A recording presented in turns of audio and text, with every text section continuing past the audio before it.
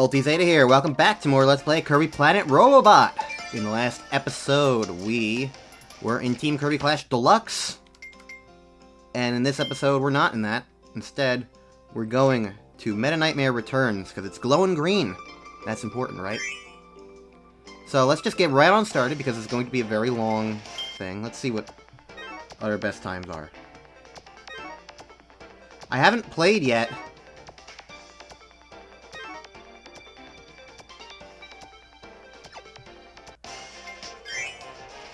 But now we know. Anyways, Meta Nightmare is back. Play as Meta Knight in this time attack mode. You'll find fewer recovery items.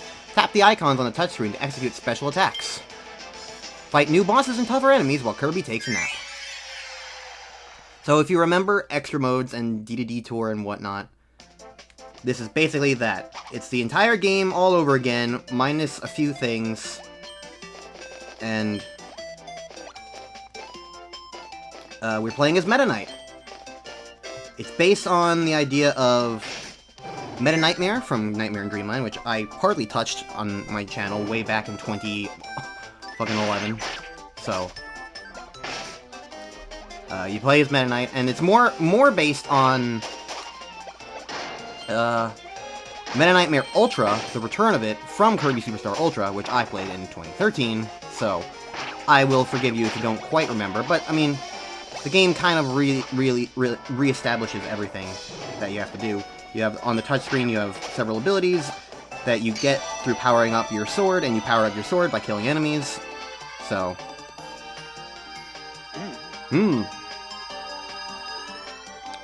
So this is going to be a long episode, as you can probably tell, if you didn't look at the playhead or the time or anything. It's going to be long.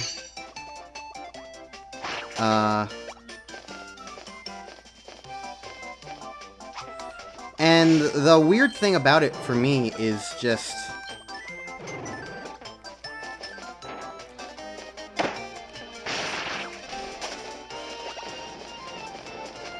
the thing about it for me is, ooh, I'll take that.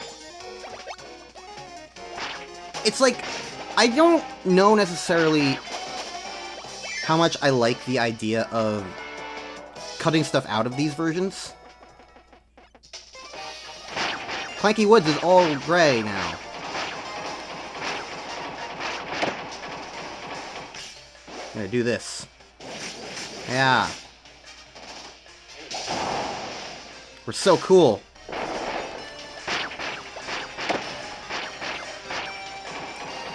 That was the Meta Nightmares option for what it's worth.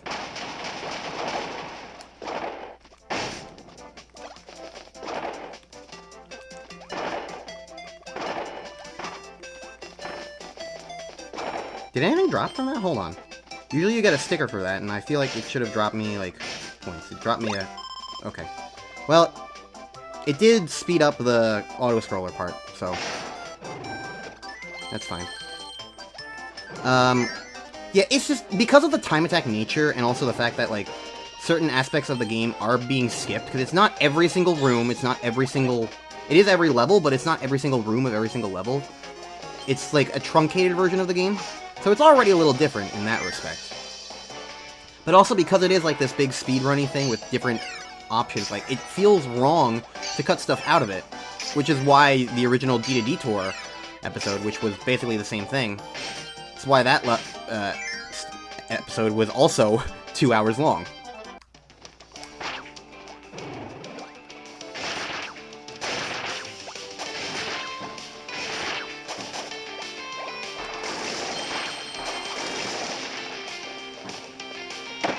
Anyways, as you can see, there's no robot armor. Instead, Meta Knight's sword is just based in epic and can do everything he needs to. There's no code cubes to get, although I am curious what replaces them, so let's find out. Okay, so there are some stickers. I'm not really gonna be worried about stickers too much.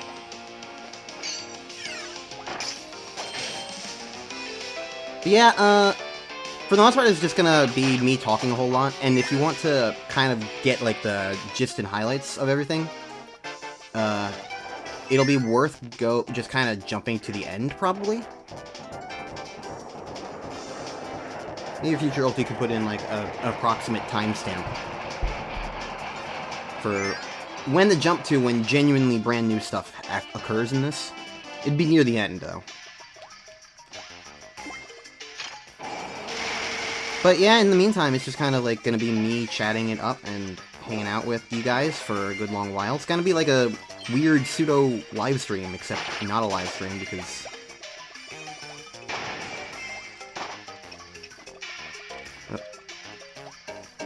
Except not a live stream because it's, you know, it's not live, but like it's kind of gonna have that similar vibe.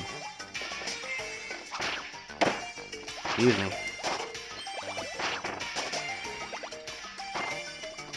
Do I get anything from going over this way?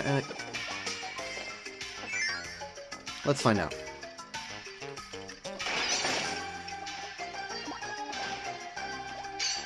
I used Meta Quick there just to kind of speed me up. Ah, so this gives me a bonus door. Let's see what's in here. I don't remember exactly. A bunch of points. So...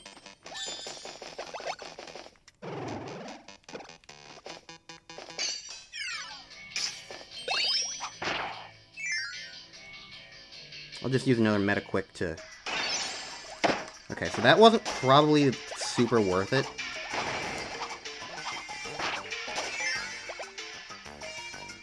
But oh well.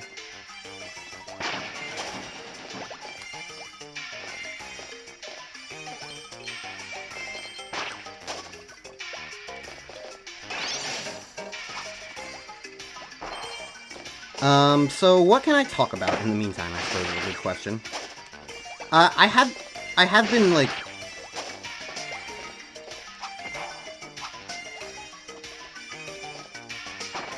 I have been, like, trying to think about, like, things to talk about, and one of the things that's been on my mind this whole time is, like, the idea of extra mode, and why I feel like I need to treat Dedede Tour and this game and Meta Nightmare Ultra differently compared to how I, like, because when I did Return to Dreamland with Tour, I just kind of cut that one down to, like, the highlights, you know? That's just a nice little save point. So that's nice. I cut it down to the highlights, and it's like, why don't I do that here? And it's like, it's vastly different, because, like, there are different, like, natures of...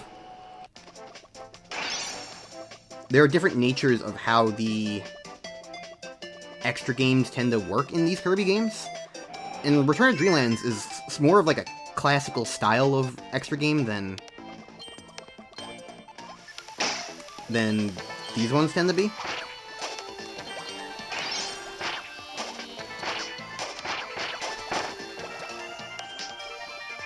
Anything here in this one? Anything special? Anything cool? A sticker. No, why not? You know what? I'll take it. Sure.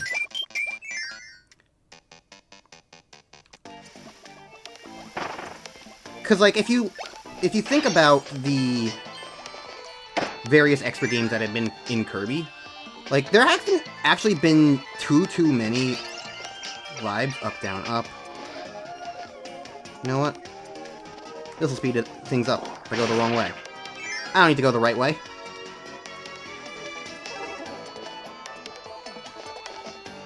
That just saves me some time. Waha. I need to kill a couple of enemies so that I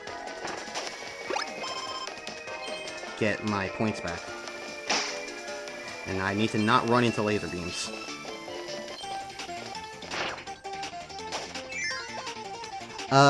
When you think about, like, extra game and its sort of history, I suppose,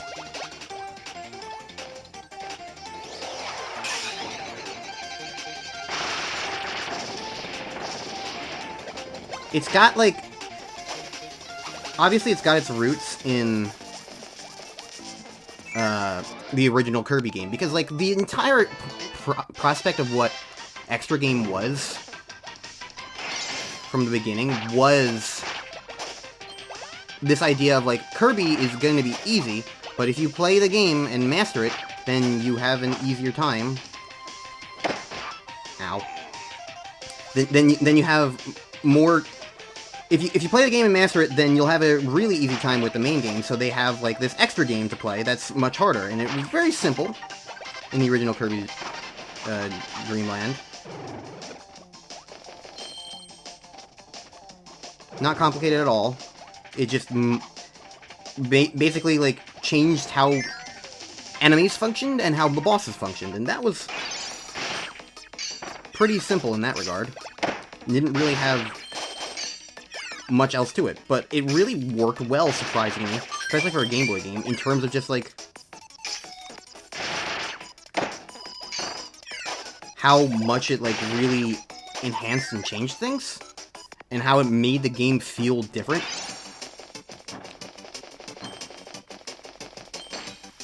I mean, you guys remember me playing through Extra Game. It was a big deal.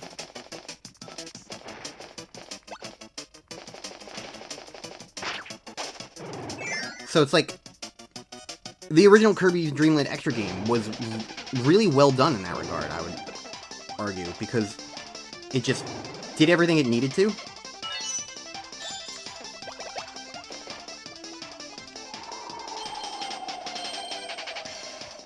But it was also kind of like the only one of its kind in that extent. The only, like, for a while, it was the only Kirby game that really did that sort of thing.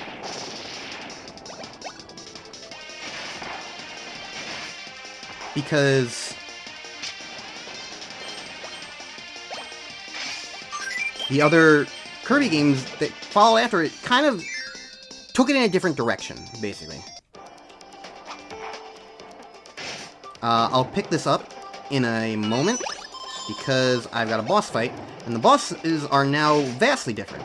So they're going to be the most worth, like, focusing on while I play the game, instead of trying to have conversation about other topics. And it's not like this is going to be a video that is going to get split up. Because again, like, if I were to split this sort of thing up, it would be 4 episodes long, and I just think that's a little bit too much. So let's fight Clanky Woods 2.0.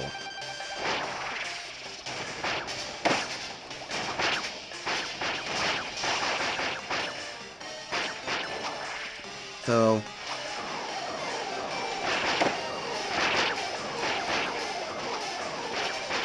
yeah.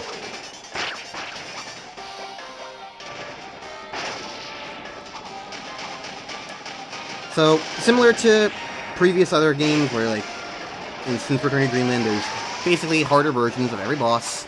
We know this. This is gonna be what makes up the true arena. I'm gonna get around to that.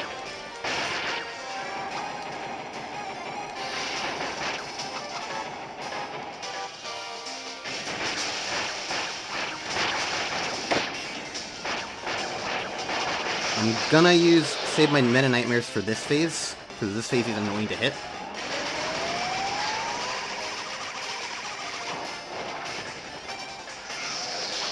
I think I still need to wait for him to be a physical... There we go. Alright. Come on, team! There we go. Alright. Get wrecked.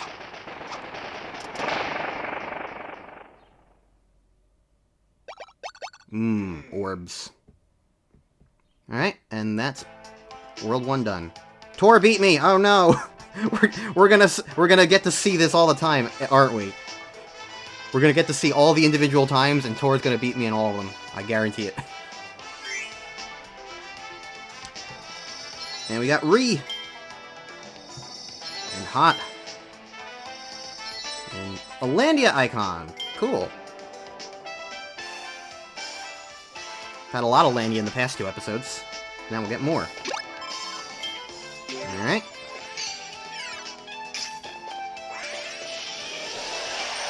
So now, we move on to... What's the second world? Rhythm Route? No, that's the last. Is it Rhythm Route or Resolution Road? One of them. I think it's Resolution Road, because Rhythm sounds more fitting for the music world, you know? Ow.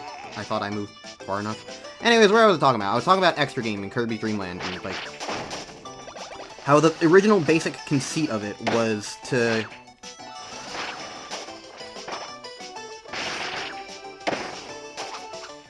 give Kirby, like, a balance of difficulty, in a sense, to give, like, players who had mastered the game something more to do and engage themselves with, because, like, it's Monster Hero Sakurai. Like, we've seen it in games like Super Smash Bros. And Kid Icarus Uprising, how, like, he really values, like, letting players play games the way they want to, in a lot of ways. He really likes options, and he especially likes difficulty slider options, sort of thing, deals. It's a big thing with him. So it's like,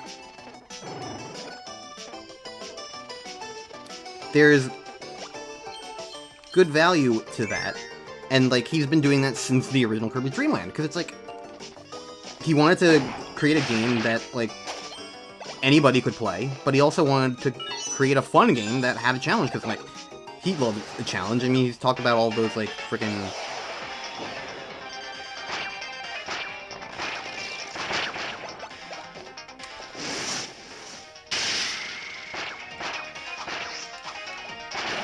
It does not do as much damage as I thought it might, but he's still dead.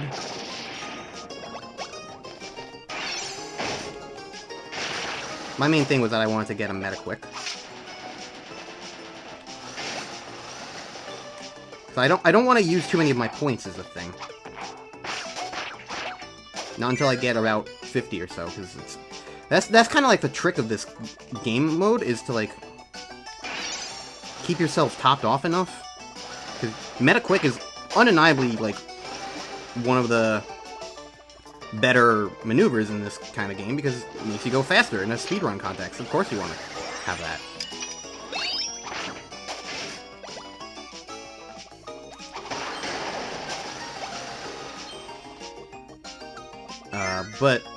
So yeah, extra game functions really nicely as far as, like,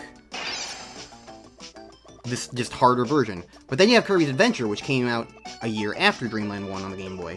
And Adventure is a much larger game with saving and puzzles and secrets and whatnot. So when you beat that game and get 100%, you unlock a new extra game. And it doesn't really work, frankly.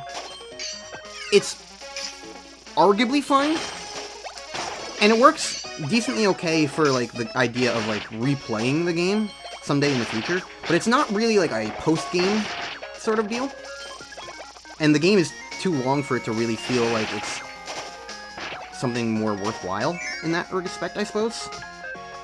So, the way extra game works in Adventure, if you don't recall, is that you have to play the entire game all over again, without saving, and with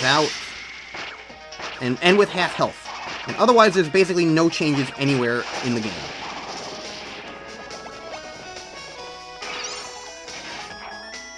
And so it's like Super Luigi Galaxy, but, like, even less. Okay, so don't go heart. Thank you. It's like Super Luigi Galaxy, Mario Galaxy, but even less, because it's just like, what are you doing? You're playing the entire game over again. Like, there's value to that, certainly. But not necessarily the same kind of value out of that you would get from other kinds of experiences like that. It's, again, it's not a post-game. I accidentally used Meta Quick and a save room, apparently. Well, I'm expecting a save room. What you get instead is just basically, it's a way to replay the game if you come back to it at a later point. But it definitely does not function the way most of these kinds of games would really play, and would be preferred to be played.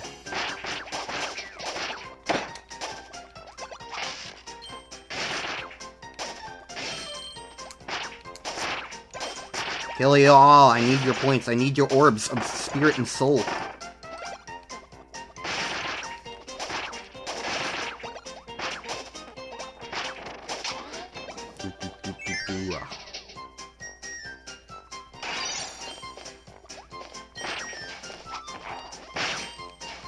I did not kill any of those enemies. But that's okay.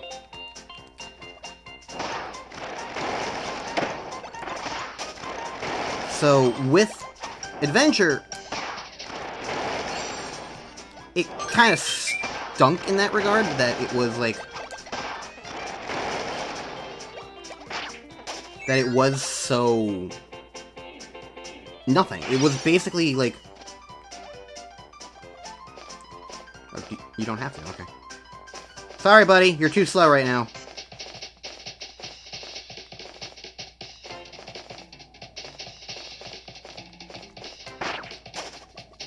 And it would all have been for points anyway, and I'm pretty okay with points.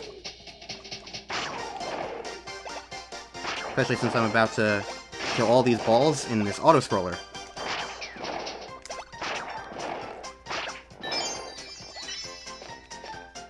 Actually, it's kind of less of an auto-scroller because you speed it up by getting rid of the balls. So that's neat. Well, take that, thank you very much.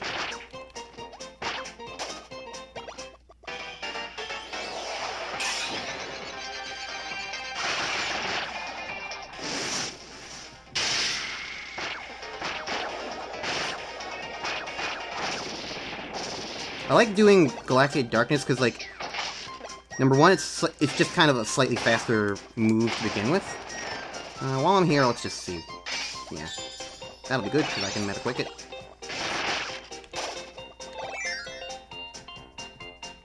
So it's overall probably faster. Oh, we're on the extra stages already.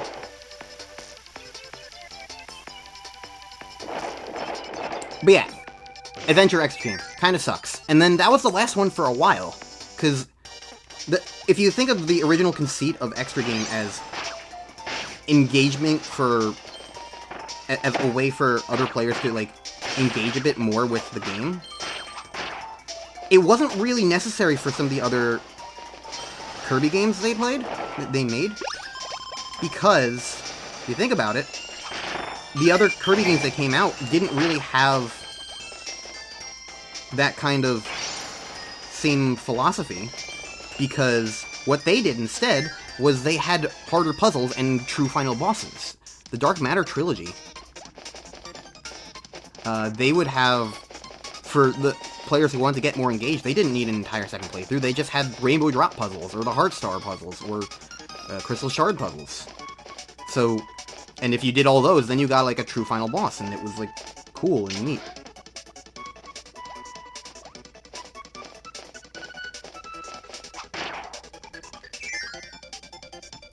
So it's like, to that extent, ow.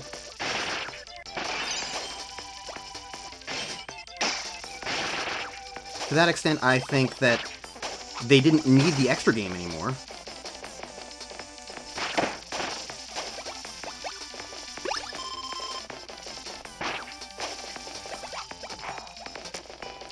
And I think that's why they didn't really bother to include it in those games. And then Superstar... I mean, obviously Superstar Ultra is going to prove this wrong. But at the time, when Superstar came out, I think it was pretty arguable that, like, did you even need a extra game at all? Because you had all the different sub-games. So, like, you had Spring Breeze for the easy players, but for other players, you had games like... You had games like...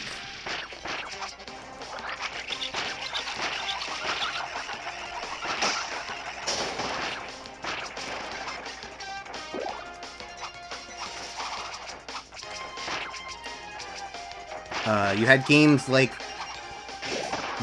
Revenge of Meta Knight and Milky Way Wishes for players who wanted a little bit more of a challenge. Dubior, get out of the goddamn background!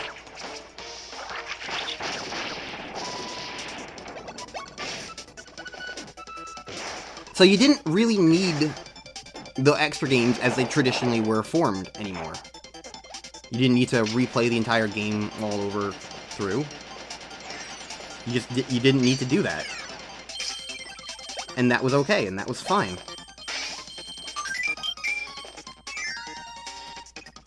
That's just how they worked.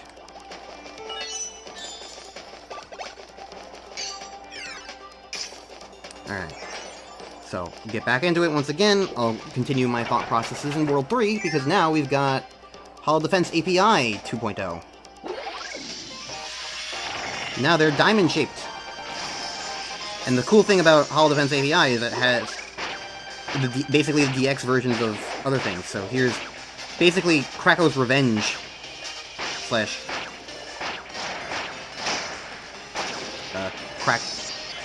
Krako DX. What were the names of the bosses in Triple Deluxe? I think they were DX. Now we have Grand Doomers EX. Well, they're not Grand Doomers, they're just Sphere Doomers.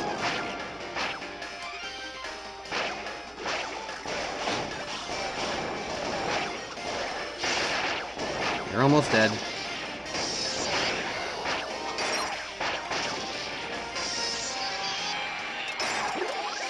I feel like Coily Rattler's still probably the one that I want to do first. Anyways, the first ever Ice Dragon remix.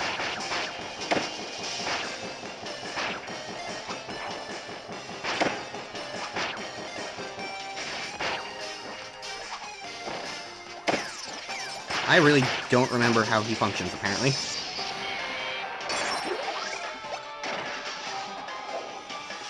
Alright.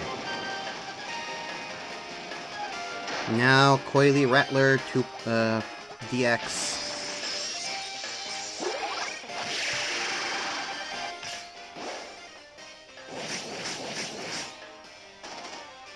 Yeah. We'll see you later.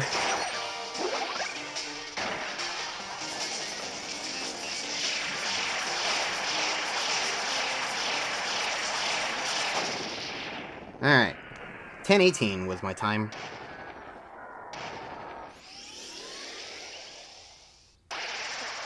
Goodbye. Thank you for your orbs. You have done your duty. It's now time to go swimming in Overload Ocean. Aha! I beat you, Tor!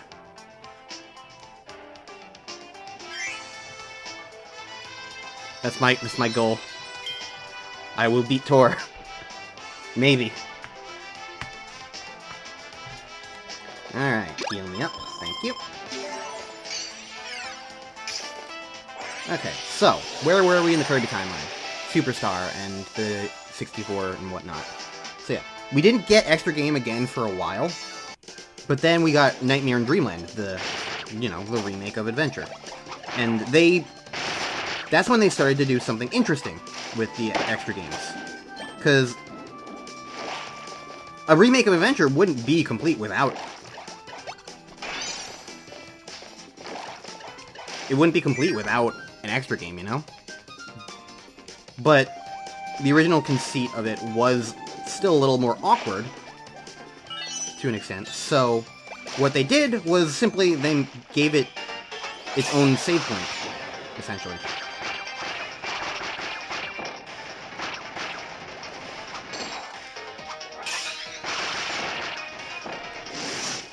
So by doing that, what they did was they made it so that Extra Game was playing through the entire game again, but less of a one-off struggle and more of just like you can do this on your own time and you get 100% again, and it's like, once again, still more of just a replay rather than a post-game, but definitely a better replay because of the way that you can save now.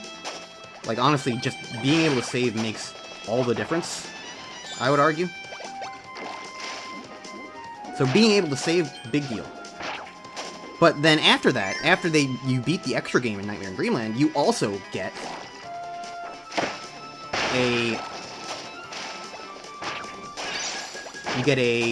you get Meta Nightmare, the original one.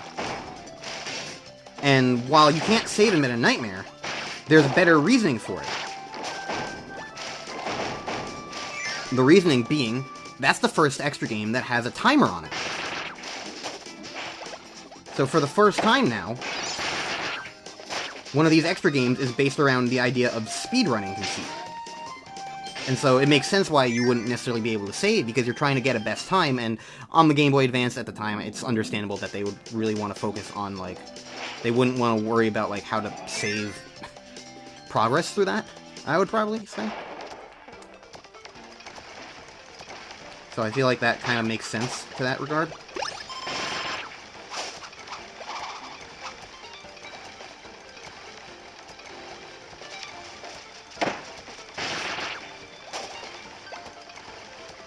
Thank you.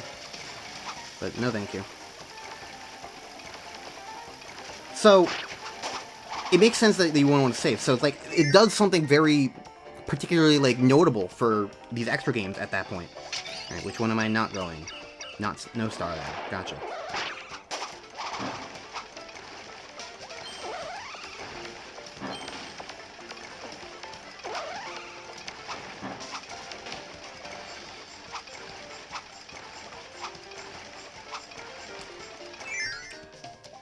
So it's like,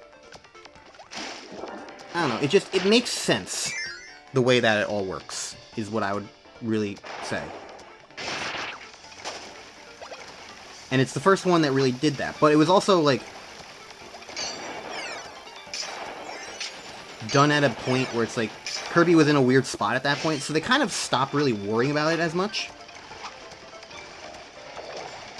So, when we then got to the next few Kirby games that came out, the next few Kirby platformers, they didn't really know what they were doing with these sorts of things. The idea of, like, replaying, or doing anything for, like, engaging players better, or things like replay value, or how to handle replay value. So we get a game like Amazing Mirror, which, honestly, as much as I love Amazing Mirror, relatively it kind of fumbles the ball in terms of, like, being a easy Kirby game to get into, because it's such a big maze and complicated thing. So, like, I was able to get into it as a kid. I loved it as a kid. It was amazing for me. But I've heard a lot of stories about people just not really grasping it as kids, and, like, I feel like that's a problem when your entire conceit as a franchise is to be accessible to more people. And, like, it's certainly a pretty accessible Metroidvania in that regard, but, like,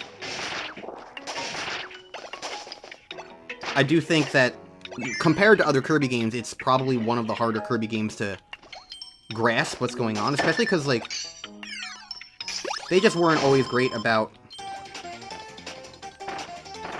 everything that it was trying to convey. Like, the map was not really the best in Amazing Mirror, and stuff like that. So, yeah, I do think Amazing Mirror kind of fumbled a tiny bit there. And it didn't have any sort of extra game whatsoever. You just played the game, and that was that. So, Amazing Mirror kind of didn't have, like, the easy version, and, like, engaging with the game in a more difficult way was mostly just playing the game as intended. Which, again, fine, nothing necessarily wrong with that, it's just not necessarily the same kind of, like, design conceit of most Kirby things. Then you got Canvas Curse, which is a spin-off to that extent, but also, like, designed by HAL and is a platformer, so it's worth considering for this. And what Canvas Curse does is, after you beat the game and get all the medals and whatnot, the game basically just says, hey, if you want to get 100% in this game, play the game 4 more times with 4 different characters on every stage. And then it's like, okay, what do you get for doing that? If you want to do it, I guess. It's like, there's not really much value to it, other than just kind of doing it. You don't get, like, too much excitement. And it's so many replays that it just kind of becomes mind-numbing. It's not even necessarily great in terms of, like, replay value, because, again, it's just too much. So, it makes it feel like the game just is expecting a little bit too much out of you. Especially since it is mandatory for 100%. So, it's just, like, there are ways that I feel like they could have done that better. But they kind of just don't. And so, Canvas Curse just kind of is like, and yeah, you can say, oh, you don't have to do it. But you don't have to do any extra gaming to that extent. I'm basically talk about, like, this is available as an option, what value does it bring, and I feel like, as a result of its decisions, Canvas Curse just does not really bring the most value, despite it having the most to offer. It's just, it doesn't do enough with the different characters.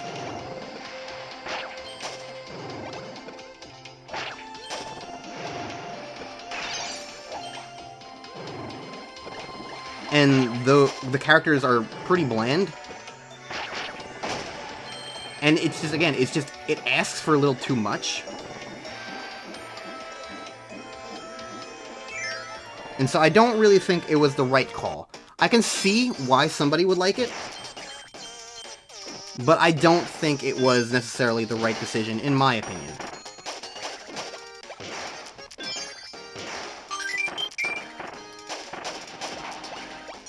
Then you have Squeak Squad and Two Boys Squeak Squad. What did Squeak Squad even do? I know Squeak Squad has some sort of extra game, but I genuinely don't really remember it. I think it's another one of the ones where you can't save, though, because I don't think I've ever done it.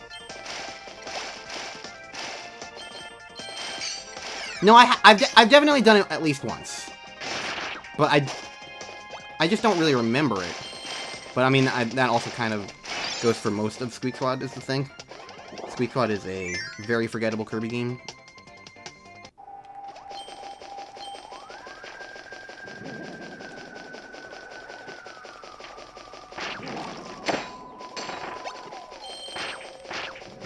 So, what did Squeak Squad do? I don't remember, but I do think it was the version, again, where you don't get to...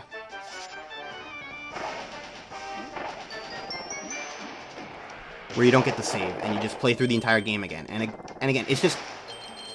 it's basically, like... it's never asking for post-game content. It's basically just being like, hey, if you want a fancier way to replay the game eventually, then sure. And arguably all of these work as, like, just eventual replays. I don't think there's necessarily anything wrong with that, even for Canvas Curse. But I do think there is extra value in a game that, like, extends its playtime rather than ask you to repeat its playtime. If that makes sense. I feel like that's the value of some of the other extra games, is that they don't...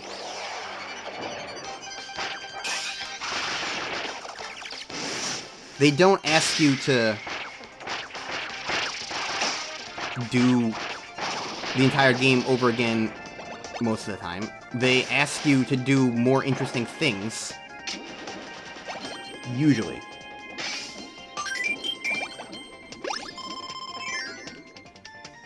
So, that, I feel, all began with Kirby Superstar Ultra. Because with Superstar Ultra, well, you know what, once again, we'll discuss it in the next world, because we've got to fight Suzy 2.0.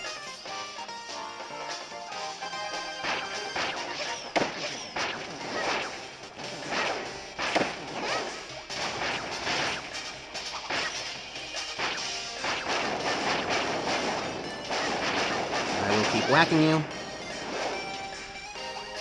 Hello. Alright.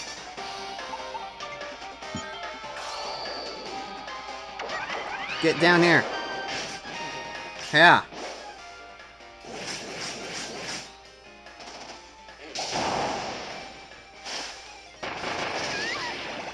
Damn, that's a lot of damage. Nice. Let's get that entire phase, essentially.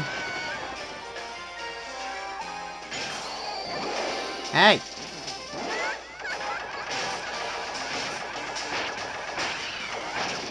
I was trying to speed stuff up. This is for mechanizing me. This is Meta Knight's revenge.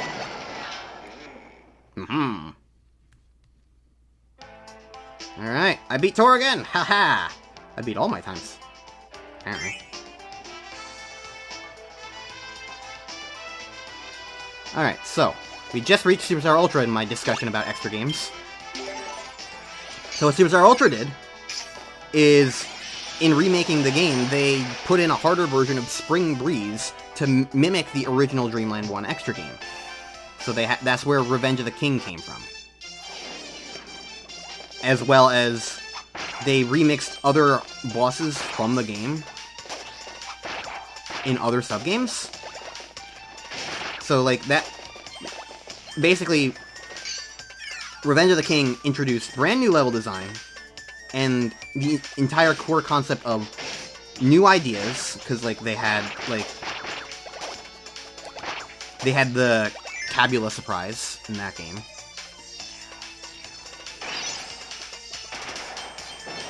So, with Cabula, they were like, hey, it's not just repeating the same levels with the same concepts, now there's also something a little different, too, to engage with. A new surprise, so, like, it fit in the idea that these extra games could have little more surprises as well, which is a nice little touch. But then it also introduced this main concepts of, like, remix concepts and remixed boss fights is, I think, the biggest thing that it introduced. It isn't probably, in fact, the most worthwhile extra game sort of thing we've ever had because of the brand new level design as well. It just feels like an entirely different experience as a result. Like, 100% completely different. No one would ever mistake it for Spring Breeze. And that, perhaps, would be a little bit too much work for a more traditional extra game in that respect as well. So, they, of course, never really brought that idea back in full, but it was, like, again, a lot of the groundwork for what would become the more modern-day extra game equivalent, like what we're playing right now, this entire playthrough. This is the modern equivalent. Because it also had Meta Nightmare Ultra. I shouldn't forget that about, because you had Revenge of the King, but then you also had Meta Nightmare Ultra being like, replay the entire game, but in a speedrun context, and with a brand new character. And I feel like that really just does change the entire framework of everything you're doing. Because, like, Kirby games aren't about going fast, but, like, now it's like, okay, well, see if you can go fast here.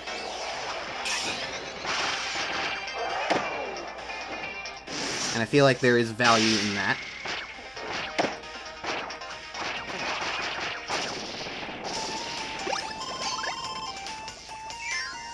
So, in going fast and playing as a different character, it's like, you get entire experience with a character that you haven't played before, and, like, there's a fun element there.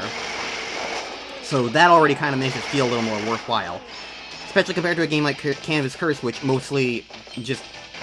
Because Canvas Curse, the reason why the extra playable characters don't really engage that much is because they all play exactly the same for the most part. There's just, like... The biggest difference is that Meta Knight moves slightly faster and has a permanent sword ability. King Dedede is big and slow and doesn't engage with water very well, and has a permanent hammer ability. But for the most part, like, they don't wind up feeling any different because of the way the game controls and how, like, for the most part, you're not really controlling Kirby so much as you are guiding him in that game. You know what? Actually, why am I doing this? I don't need this. This is just gonna get me, like, a sticker. Yeah. I don't need you. I do need to get in this hole, though. And that's easier said than done, apparently. So, like, playing the game over again with a brand new character and in a speedrun context does make it feel worthwhile and engaging. Another Dubior. Fuck you. And I feel like that is where Meta Nightmare Ultra and Revenge of the King, like, essentially they would start getting combined in future Kirby projects. So, like, when they had other Kirby games, so they had, like...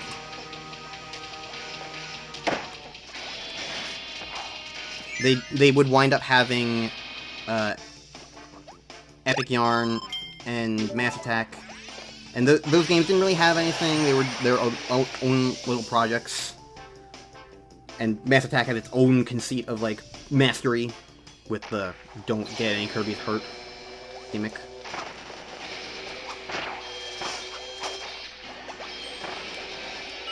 Which is fine in its own right, I suppose.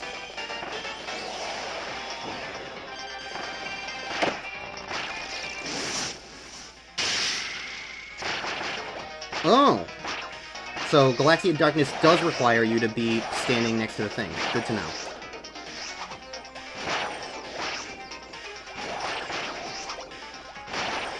We'll keep that in mind for the future. I think I was just kind of doing it subconsciously, almost. But yeah, I guess that's the value of Meta Nightmares versus Galaxy of Darkness. Galaxy of Darkness is a little more...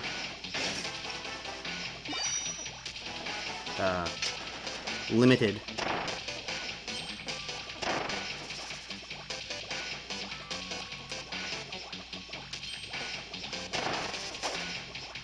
Do I have to go this way? I don't... Okay, just for a point.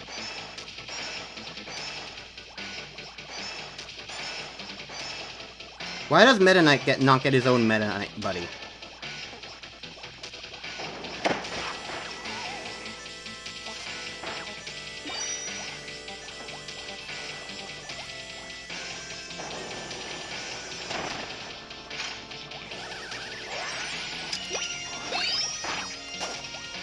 Alright, well, we made it through that nonsense.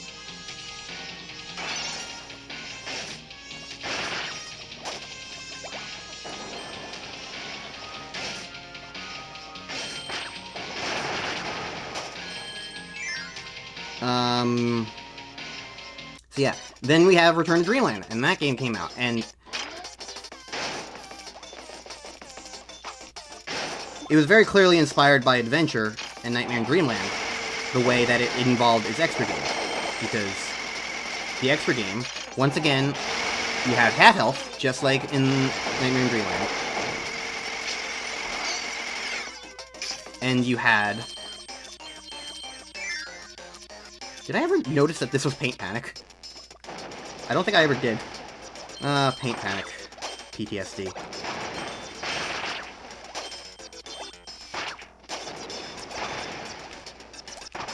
I'll take the orb.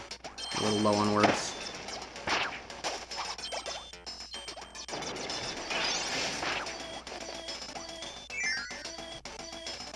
And Return to Dreamland had...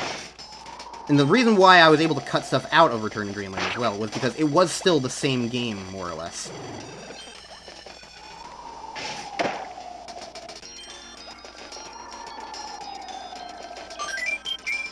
And so, in being the same game, it wasn't really always worth showing everything that ever happened, because, for the most part, it was kind of just trying to do the same stuff as the main base game.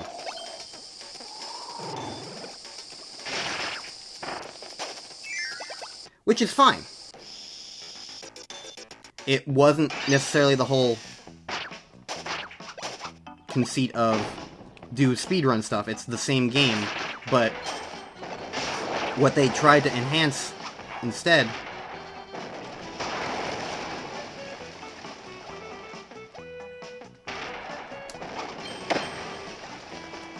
well, this is a little annoying. There we go. Come on. I'm not trying to do that move! I'm not pressing a button! Ah! I just want to do a down stab, not the weird other stab. Give me your orbs, please. Thank you. Oh, no one up for me. That's fine, I got 20.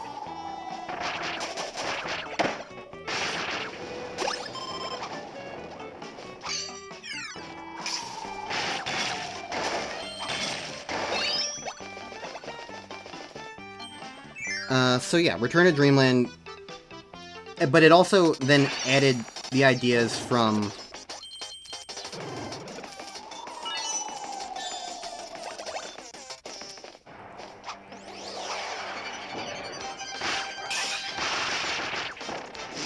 It added ideas from Meta Nightmare and Revenge of the King, where it had harder bosses and surprises in store, such as HRD3 and whatnot. So because it did stuff like that,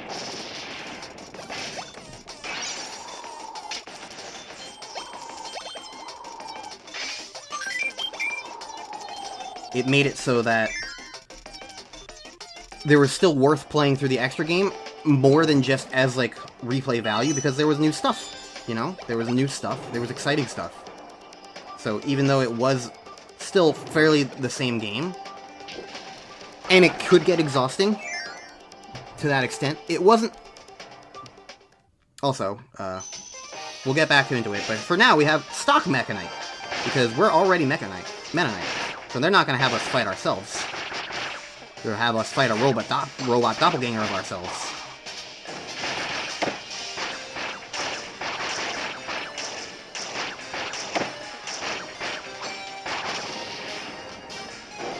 But we can beat ourselves. And he's got the claw. Because this is sort of like Meta Knight Plus variant, almost.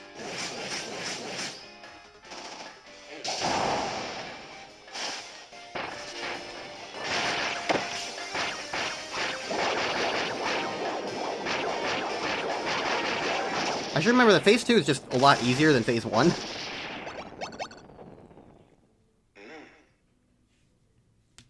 It's good to remember. Alright, good work, good work. 2 more levels remain. Fire Lion. Comic Book Wispy Woods.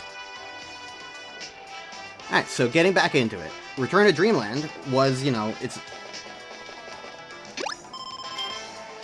It wasn't perfect, basically, is what I'm trying to get at, because of the way that it was still basically the entire game all over again. You have to redo literally everything, and most of the changes were a little more minimal, because, like, there were sometimes, like, a couple enemies were bigger or whatever. Ooh, like, it was really just the fact that you had less health, but the thing about less health is that it usually doesn't make it more fun. Is, I think, the big problem. Having less health doesn't really make it more engaging. It just kind of makes it a little more annoying. And I feel like that kind of got understood eventually, and I feel like the entire reason why it was that way to begin with was mainly just a reference to Adventure Nightmare in Dreamland. In Return to Dreamland. But, like, they had a good idea with, like, the new bosses and all that stuff, like, basically, like, setting up the format for how next few games we're gonna handle the extra game. And that's when we got DDD Tour and, conversely, Meta Nightmare Ultra. Okay, we traded, sure.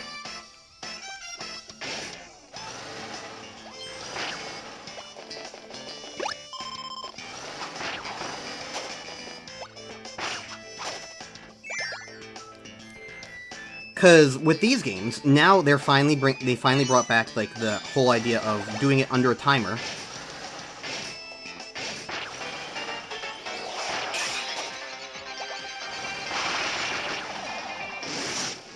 And playing with other characters, while still keeping in the things from that worked about earlier titles, like brand new bosses, new surprises, etc., etc. And these things all just wound up continuously adding value to these modes. And in adding the speedrun timer, it completely changes how you approach everything. And then, with the Meta Knight powers, you also get, like, extra gimmicks on top. Like, it's not just replay the entire game all over again, it's like, replay it with things like the whole, like, point conservation system. And, like, doing these things and, like, killing enemies to get points, like, which enemies are worth going out of your way for. Do you get a meta quick from it? Do you want to get Meta Nightmare? Do you use your powers for Meta Nightmares, or do you use them for Galaxia Darkness, or do you use them for Meta Quick?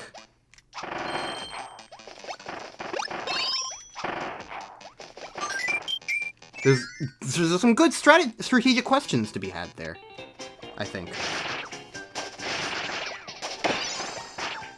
So, like, there's value there.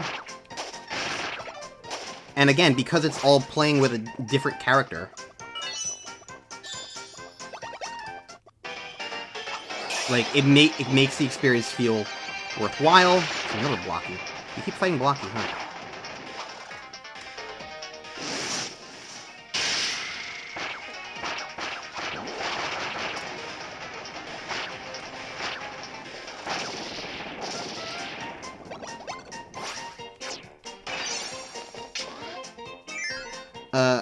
And this is where, like, Extra Game, to an extent, I would almost argue that Extra Game kind of peaked here. Though that's not to say that the next few games attempts at it were bad. In fact, arguably, in some ways, they're also better. So, like, they're just kind of different forms of what this was, because they didn't want to keep repeating it. But the point is, like, it feels different.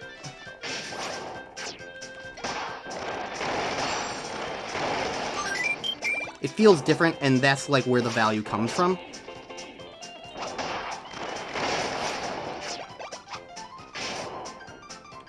And that, to me, is why I don't necessarily want to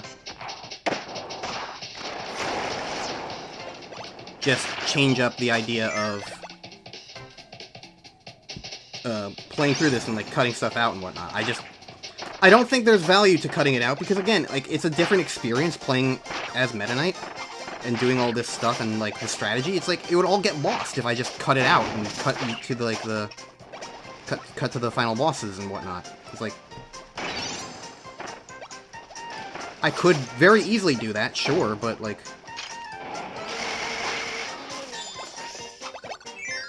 I don't know, it doesn't feel necessarily like it's the right decision.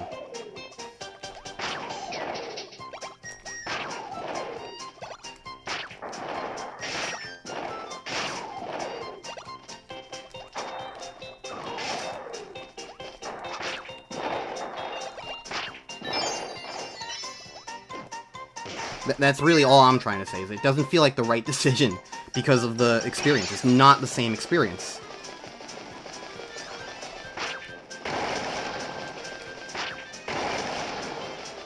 And that's okay. It's allowed to not be the same experience.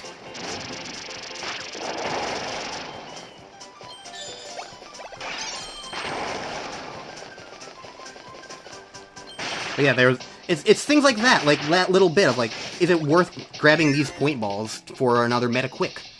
For another easier meta quick there? Like, that's the kind of question that gets asked in those situations. That, like, it's momentary, but it makes a big difference, I think, in just how you approach everything. And since I might as well get into a discussion of future Kirby games, because it's not like they're, like, big spoilers in what they are. So, like, Star Allies did interesting things. I should see which one did not do. So, okay.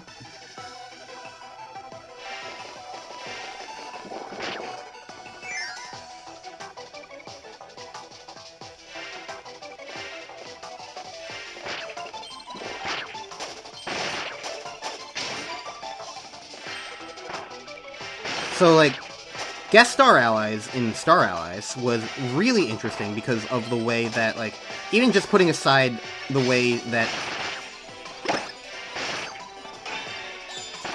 these games would always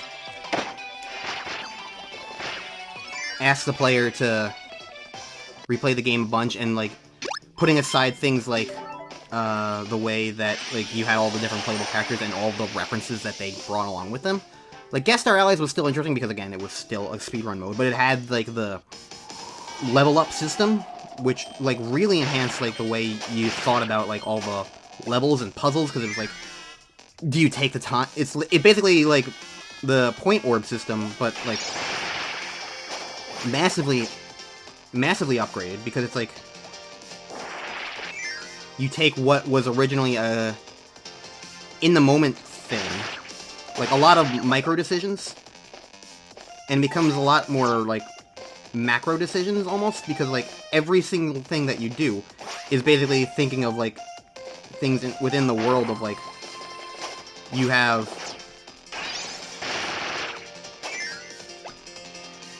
all these like point systems to get, and it's like, do you want to like increase your attack? Do you want to increase your defense? Do you want to go for these things? Those are the questions that like you have to ask while playing Star Allies and Guest Star Allies, and it makes it so interesting. Not to mention you can play as so many different character options. It's like there's a lot to value to get out of Guest Star Allies, and then they go ahead and like,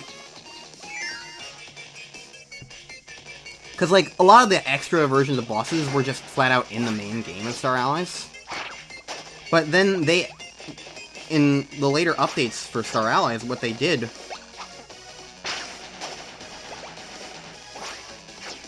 was add things like Heroes in Another Dimension, which is like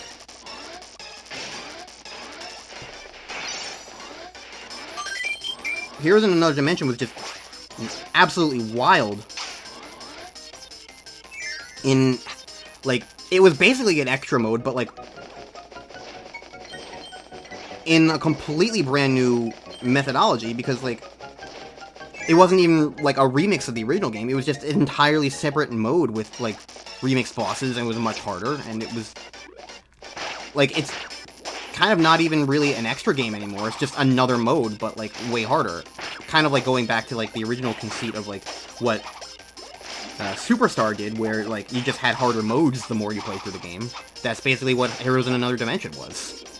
But it also kept the spirit of the modern day extra games alive by like having remixed versions of boss fights and like all the parallel forms that you fight in that.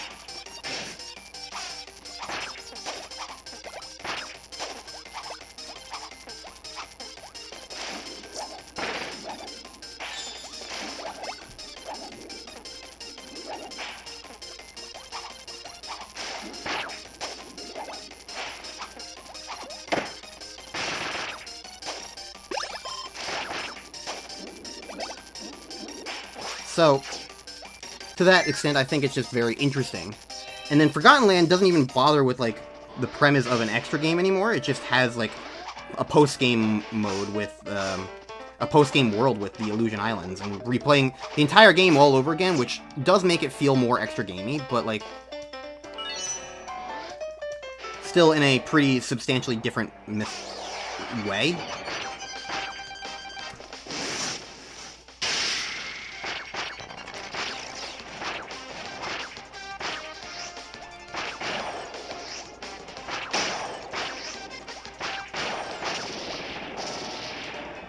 And, like, doing it in such a way that doesn't even feel like it's a separate thing anymore, which I definitely appreciated and approved of.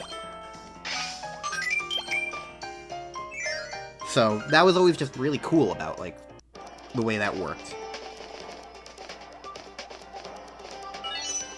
Anyways, let's go fight the Dededes.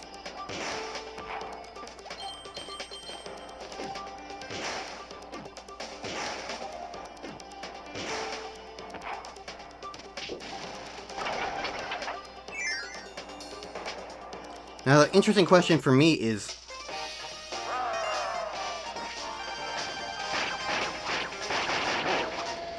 when do I want to use these power-ups that I have?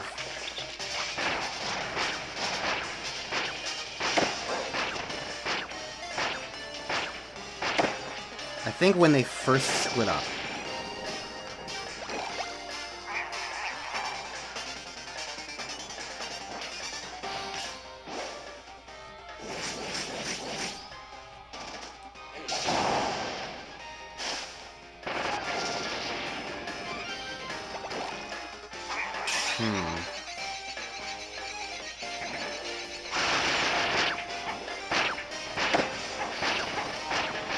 I don't think that was the best option. I was expecting them to, like...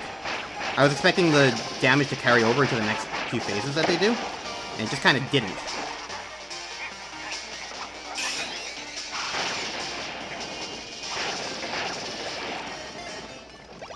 So I probably should have used it on the first phase. But at least I have another one for this phase. Because while this phase is still easy, it's also fairly slow.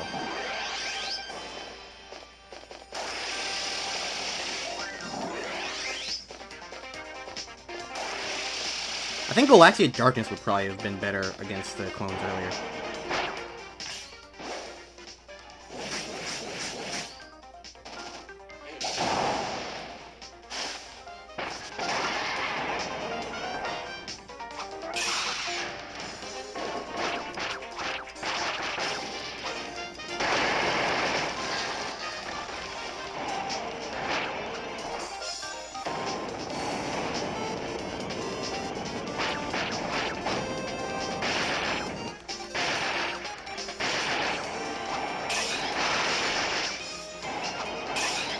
Yeah, I'm remembering how this fight works, and it's still pretty much as easy as ever. Especially it would be with Fighter. Because of the way I use, like, my invincible uppercut into billion aerial drop kicks. I can absolutely see how that will be very easy going forward. Dedede, alright.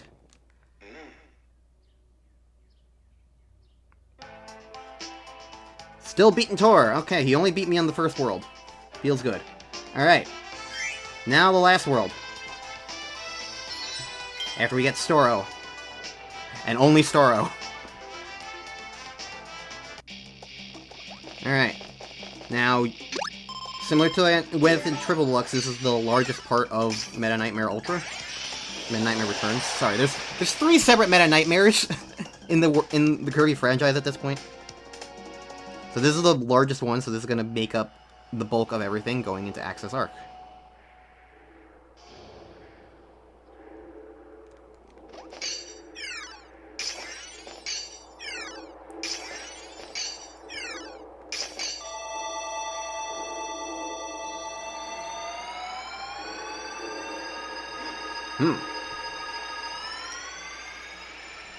Alright.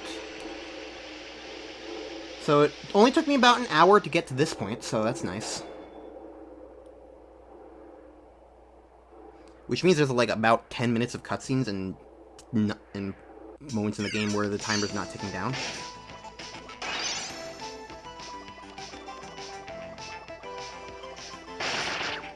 I do want to kill enemies that are in my path, though, because I am low on points because of the Dedede fight.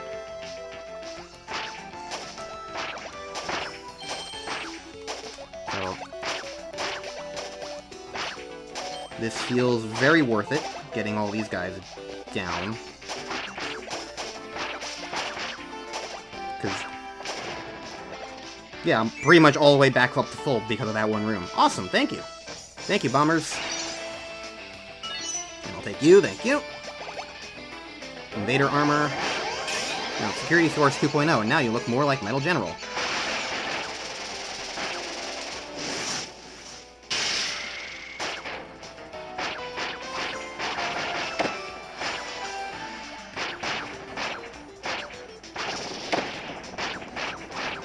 Get destroyed. Okay.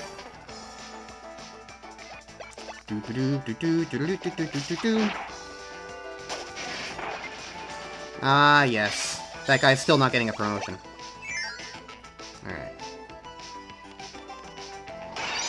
I'm gonna equip you. Grab those, grab you.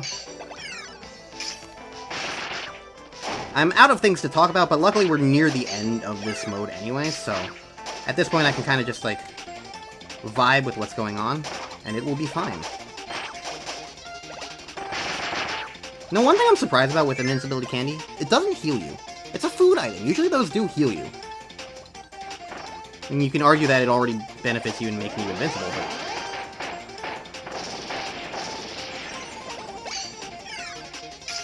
I don't know. I don't think I care about that. Was there something special over this way? There's this. The Howl Room, right. Is there an advantage to coming over here as Meta Knight?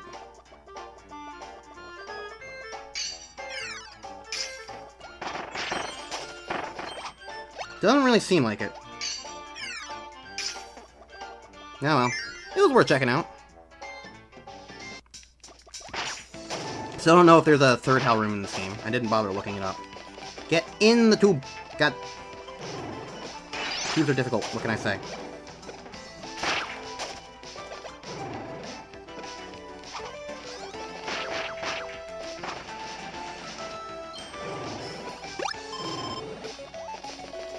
Honestly, going in the bottom route was probably just easier based on the fact that it was easier to get into reliably.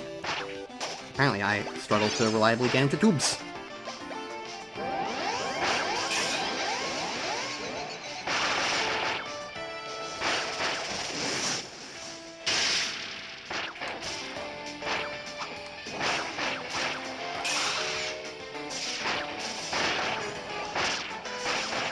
Ooh, these extra things are nice, because like, they give me more points.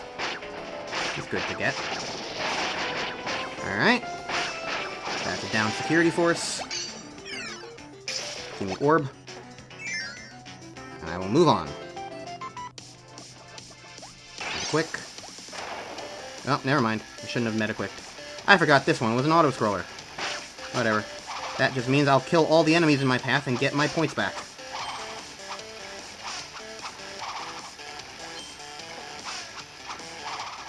All the 2 enemies, apparently. Doo-doo. Doo-doo. Doo-doo. Doo-doo. Doo-doo. Doo-doo-doo-doo-doo-doo-doo.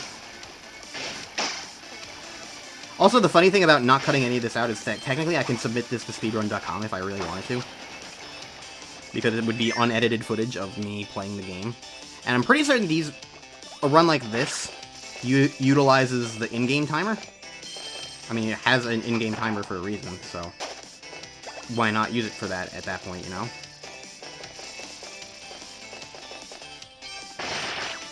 And I sincerely doubt I'm doing, like, anything wrong, even if it is just me playing the game. Like, what would be against the rules in this context, you know? I'm playing the game, I'm just speedrunning it, essentially. This is what the game is based around. I imagine any rules for it would just be based around the,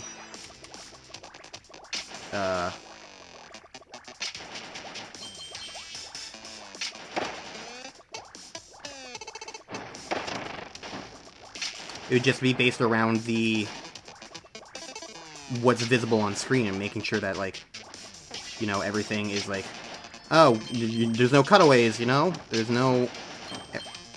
Everything is as it is. They can verify it, essentially.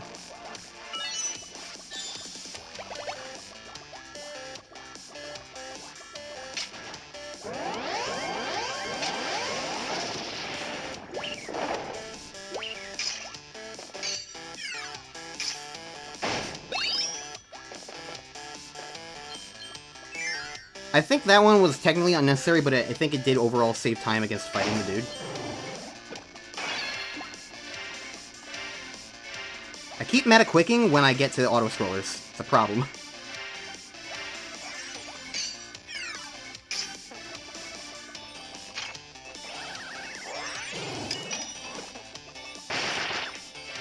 I mean, while doing this, there's basically nothing else for me to do, so I might as well take the thing.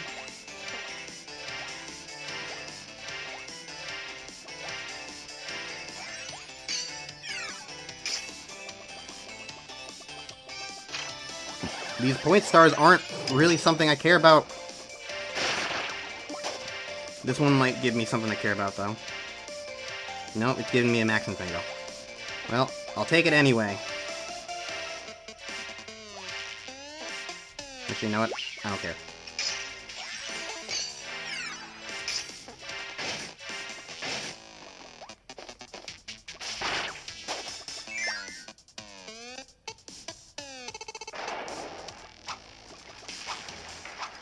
Oh, that's not a regular sized Scarfy. That's a big Scarfy in the background. I was like, why am I not killing it? Alright, well.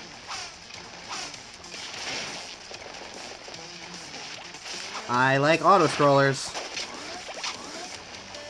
They're so much fun. I mean, for a speedrun setting, this kind of thing definitely is like a nice little convenient break, almost, where it's like, yeah, you kind of really can't speed it up, so just take your time, vibe.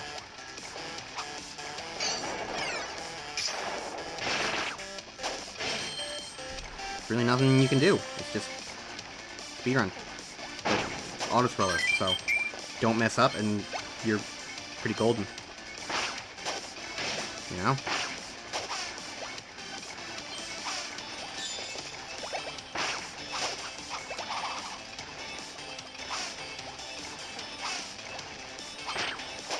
There we go, I killed the Scarfy.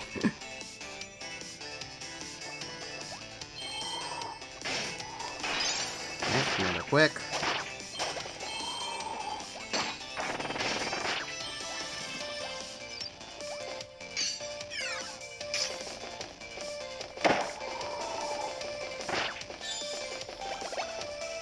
Figured that would be worth it. You can see how, like, there's, like, again, because, like, this isn't, like, the entire game in its entirety in full.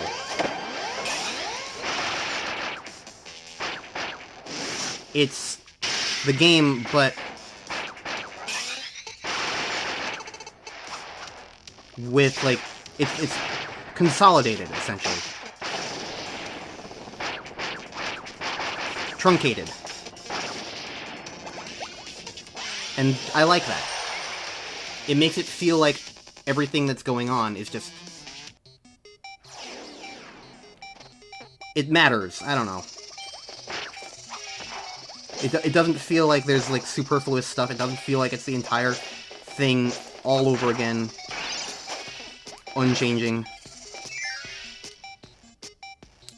And that's why it feels like it's worth keeping in.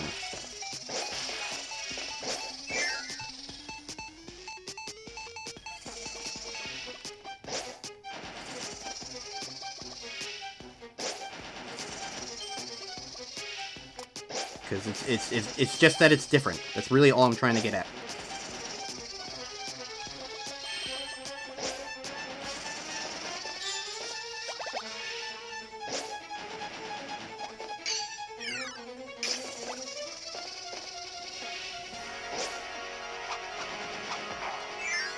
Alright. One thing I'm not going to be doing is waiting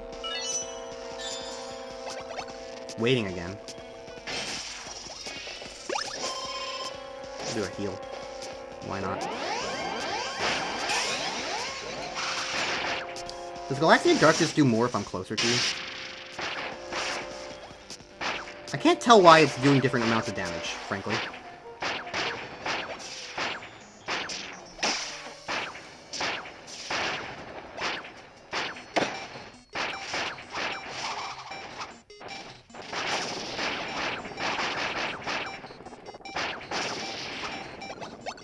I feel bad for Metal General. Because, like, the way I view it is that, like, he just kind of got usurped and cloned a whole bunch of times. So, like, what was originally, like, this cool, like, Halcandran, like, robot defense guy, whatever you want to consider him. And now he's just, like, become, like, mass-produced. Like, if you read into it from that perspective, it's kind of sad. But I feel like in a way that just makes a lot of good sense, and I like it. Alright, so we're 10 minutes in, we finally got the first checkpoint. So that kind of goes to show how long the last bit of this is, usually.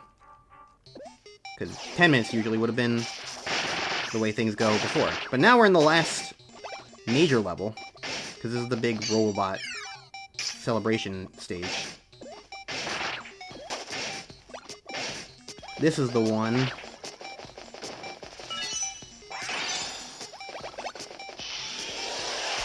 where it gets used in Star Allies.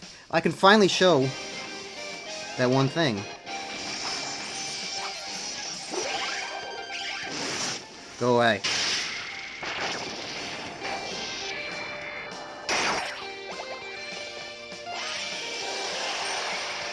Nobody wants you.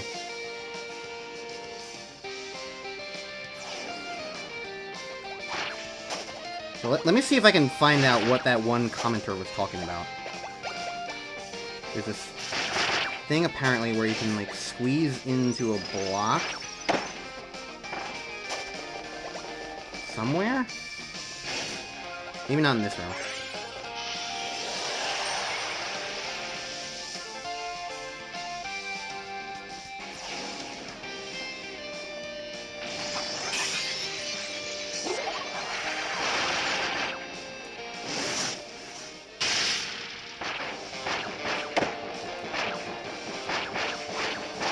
Yay. Let me in.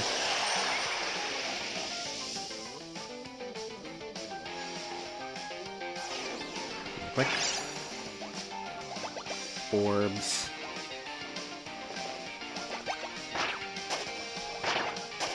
Down here?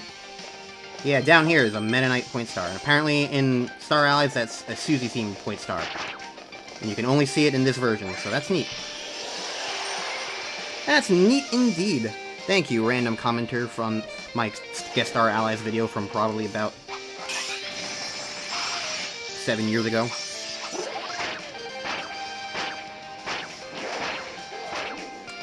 You are appreciated, and your information is valued.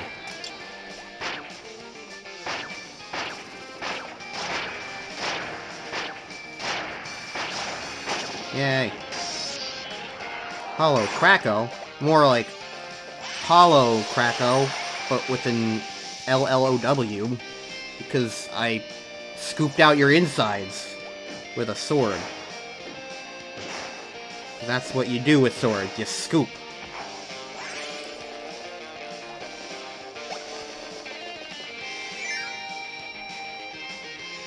I imagine there's probably some sort of bonus here.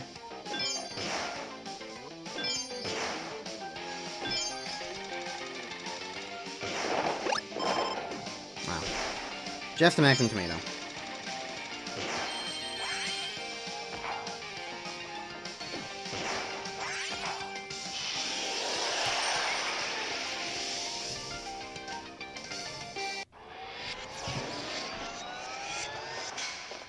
Alright, now we're at the extra game.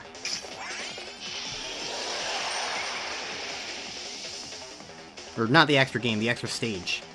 The first one, at least. I don't know if we do the second one, because the second one is also very robot armor heavy focused.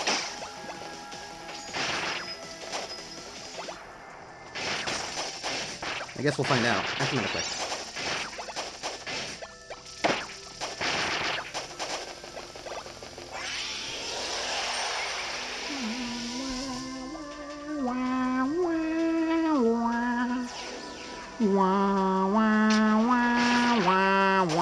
I don't care about that guy, he can get run over.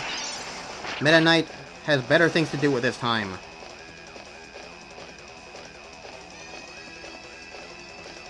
Yeah, see? That would have only gotten me a couple of points.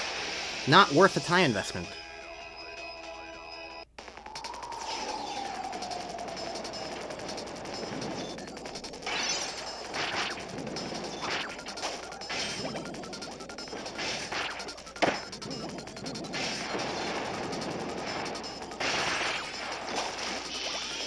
Okay, got a few more points. We're nearing the end of this.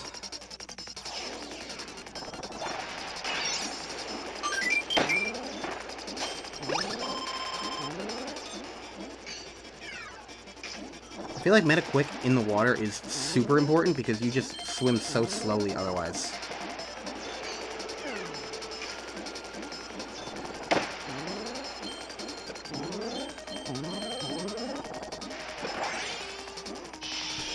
I'm running out of points, which isn't great.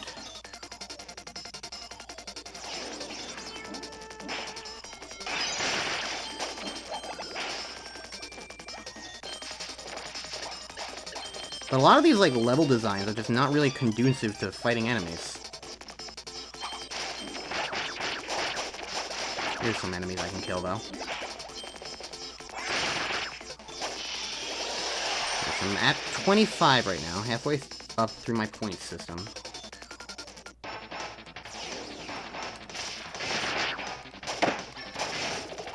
These ones are auto-scroller, right? Yeah, okay. So I can... During the auto-scroller, I can... take the time to get some points up. How you guys doing? We're an hour and a half through this episode. We're in the long haul, you and I.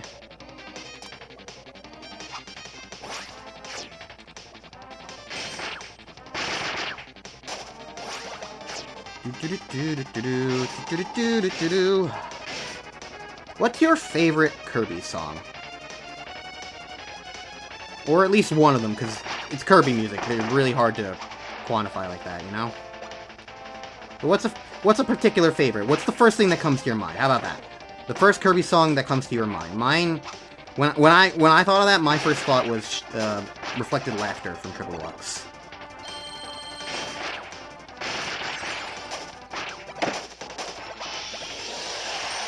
So, I don't know.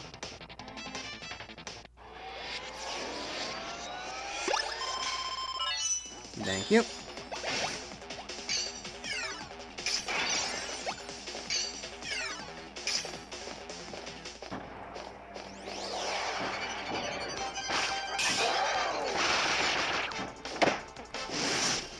Smoke.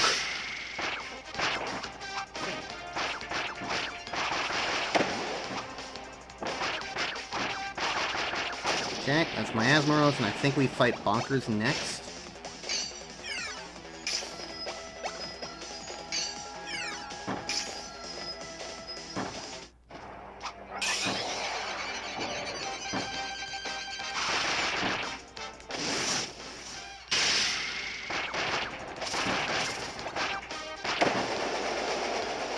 I was kind of hoping I could skip this phase because it's slow. We're speedrunning over here, Bonkers.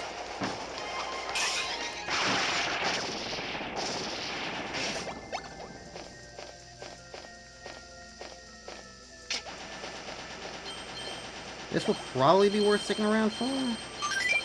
Yeah, here we go. More point stars. And one up. Why not? Alright. There's probably a checkpoint soon, would be my guess.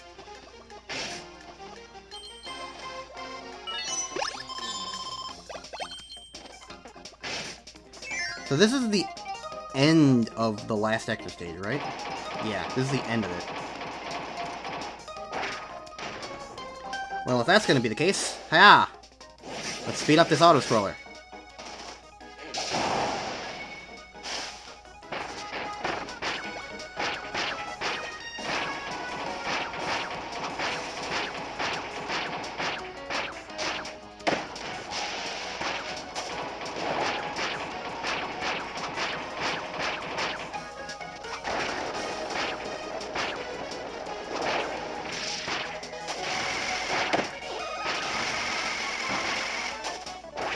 Man, Meta Knight, you're so slow at killing. There we go.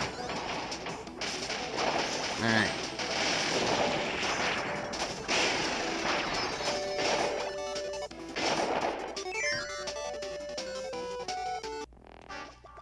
There we go.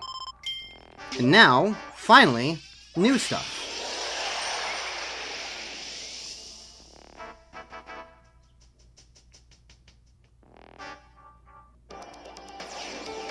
Alright.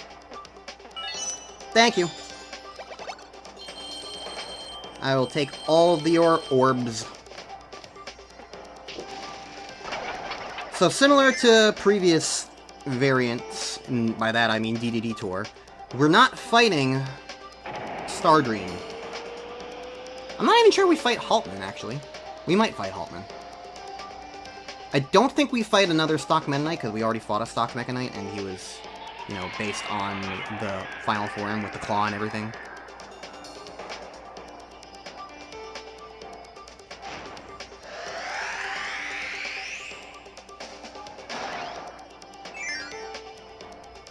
I think we do fight Haltman.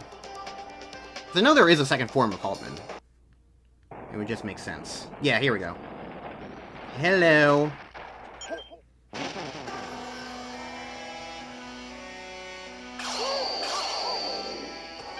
I should talk about Haltman a little bit, because, like, there's a weird thing with him. The weird thing about Haltman is, like, the nature of, like, the translation of this game and the way that, like, the lore is presented through, like, the pause screens. In fact, here, I'll pause for a second once the cutscene's over. His full name is Max Prophet Haltman. Ever since losing his only child in an accident long ago, he's dedicated his life to the company. However, his only wish is to see his daughter once again. How relevant! That's basically what I was about to talk about. Susie's apparently his daughter, but it's this weird vibe of, like, it's confusing what actually happened because it, like, didn't get localized properly, and because it's not really, like, present in the text at all.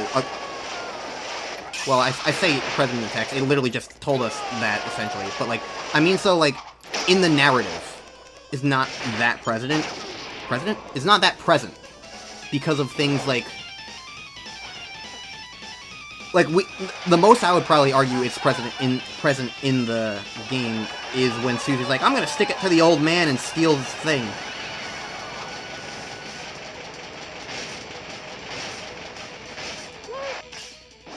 Let's just skip this phase, how about that? I don't want your money, Haltman.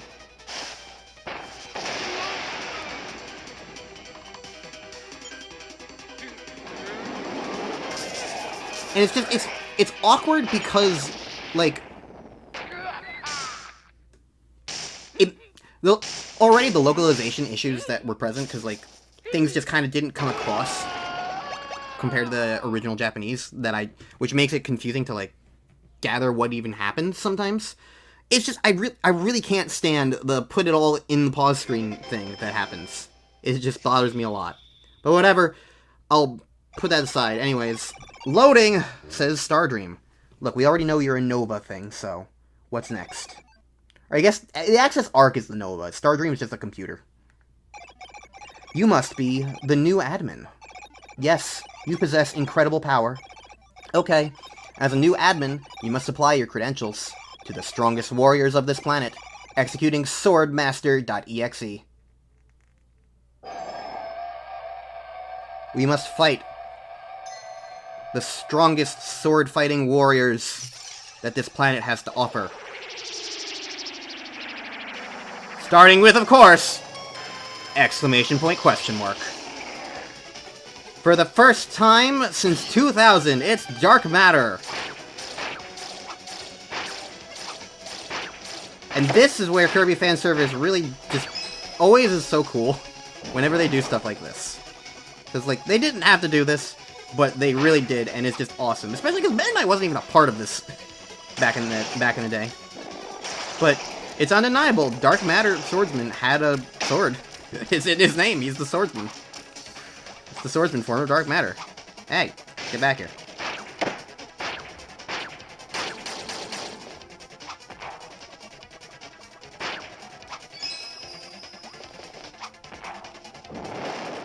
It is interesting that, like, the Dark Matter clone has, like, a rainbow-side sword. Because that, you know, the rainbow sword was what, like, what defeated him back in the day.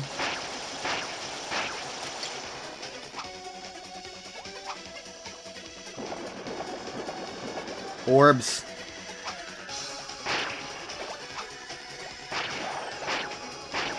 I really like the way they basically translated all of, like, the old Dark Matter, like, attacks into, like, just this new form. It's just so cool. And it's why I really want that idea of, like, fighting bosses from across the Kirby franchise. Because, like, they can do stuff like this with, like, classic Kirby bosses, and it just works. Anyways, goodbye! You're no !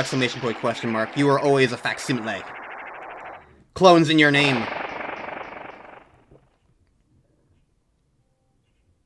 Go back to Dreamland 2.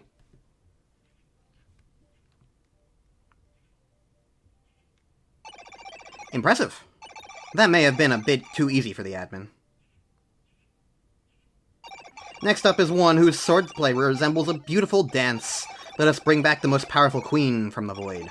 Experienced for royal presence and unparalleled fighting skills. She will be a fitting test for you. This one always threw me off when it showed up, because it's just like, after that point I was like, oh my god, they're bringing back swords people from across the Kirby franchise. Who are they talking about here? And I could not for the life of me figure it out until this happened. Queen Sectonia, back from Triple Deluxe. Welcome, Sectonia clone. I'm gonna heal myself.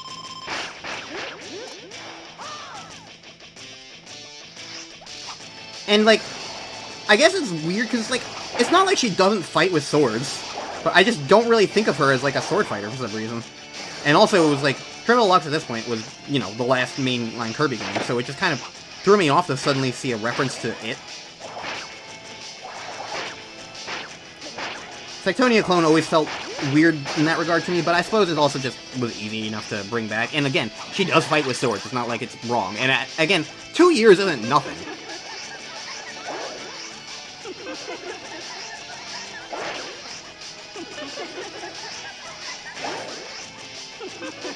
When you do the fake out. There's the fake out. See, I remember a lot of things about these boss fights because of the arenas and stuff. What I don't remember is apparently the fact that that's still a move that will do that. Maybe that's why I didn't remember that move doing that, because, like, I'm always fighter when I'm fighting her, and it's like I'm just uppercutting through her and not taking any damage from shit. That'll explain that.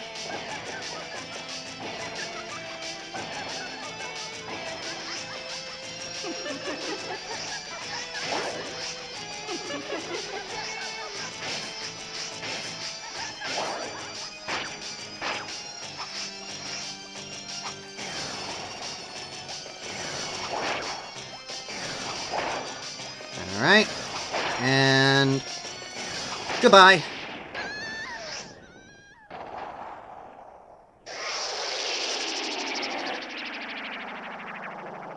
And peeking out, her original form before she got corrupted by the Dimension Mirror. She looks awfully suspicious to one Tatanga.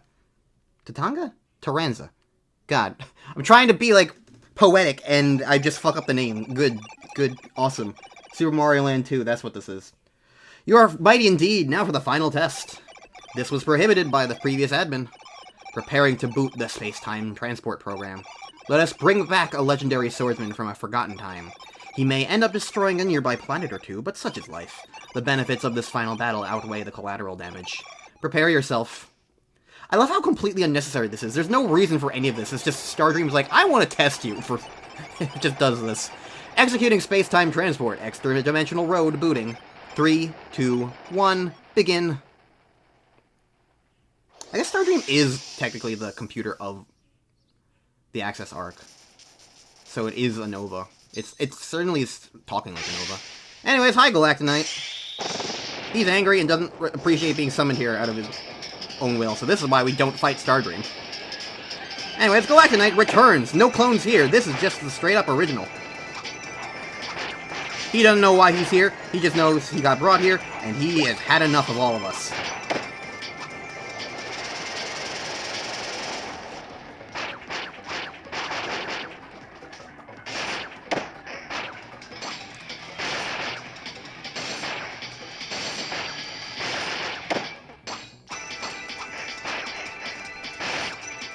So, yeah, it's basically just Galactonite from... It's heavily based on the Return to Dreamland version of the fight as well, because... I mean, they had that version of the fight ready to go anyway, so why not reuse it?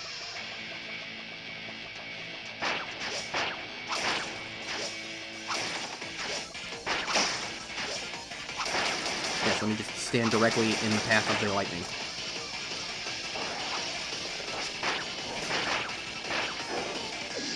Was this a new attack? I don't remember. Honestly, I don't really remember Galactonite in Return to Dreamland, if I'm gonna be quite frank. I know he had some, like, of those arrow attacks that he does, but... It's just kind of this funny thing of, like... I don't know. That arena was, like, always so easy to me that it just never stood out to me. And that's the only place we fight Galactonite there, so...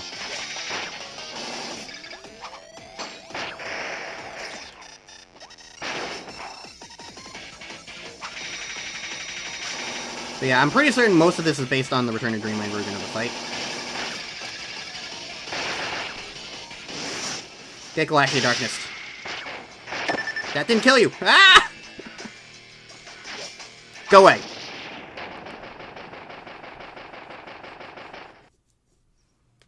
And... here we are. Sealed in crystal. So, now he gets sent off to Return to Dreamland, and then probably after that to Superstar Ultra. So he's just basically going to be fighting constantly, constant Meta Knights. Meta Knight is all he knows for the rest of his days. Poor Galactonite.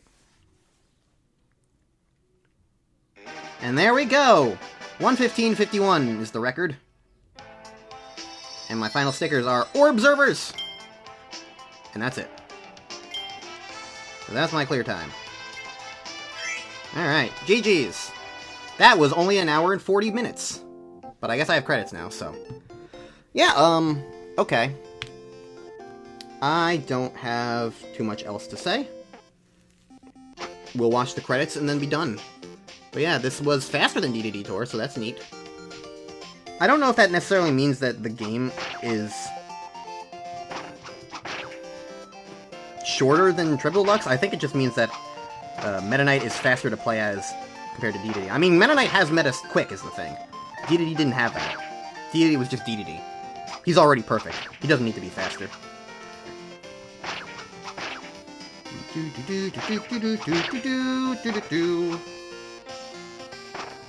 But yeah, overall, again, I guess I can just talk about Planet Robobot some more. Again, it's still a good game. I like it a lot. I've talked about some of my issues with it. The final boss is a little annoying. The grind is kind of annoying.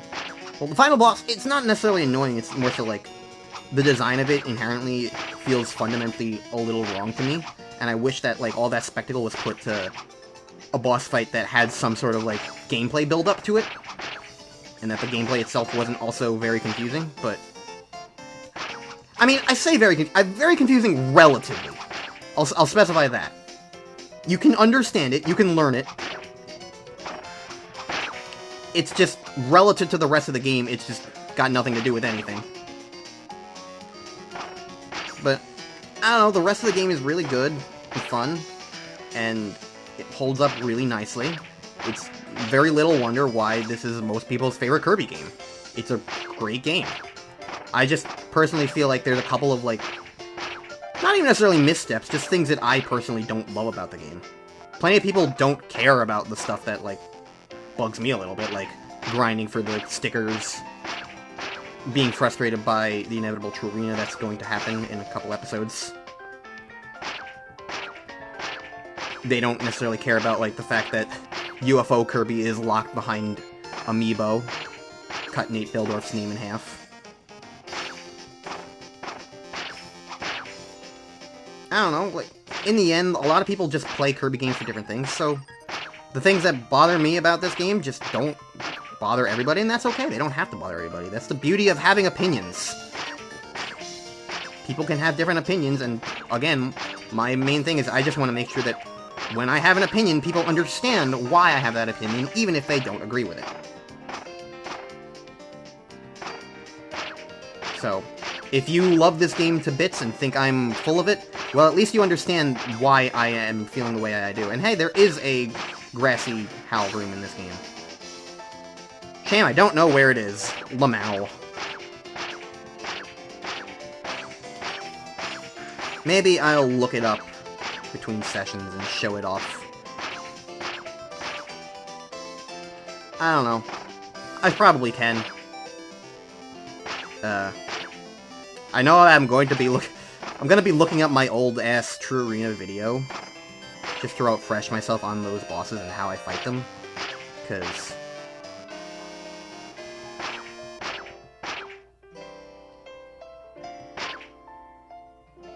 I think that will be worthwhile and helpful to me, because it will mean that I have a better idea of what I was doing, because I feel like I don't feel like I grasped those boss fights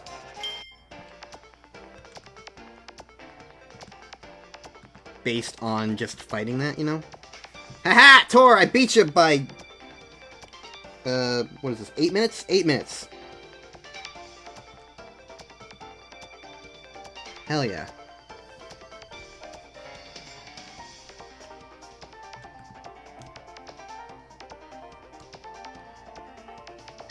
Hmm.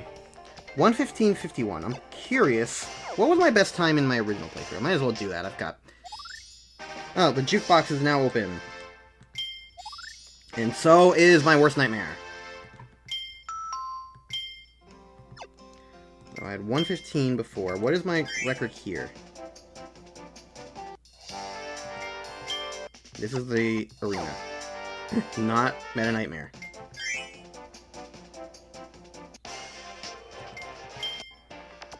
I beat my old time! Cool, neato. I'm so cool like that.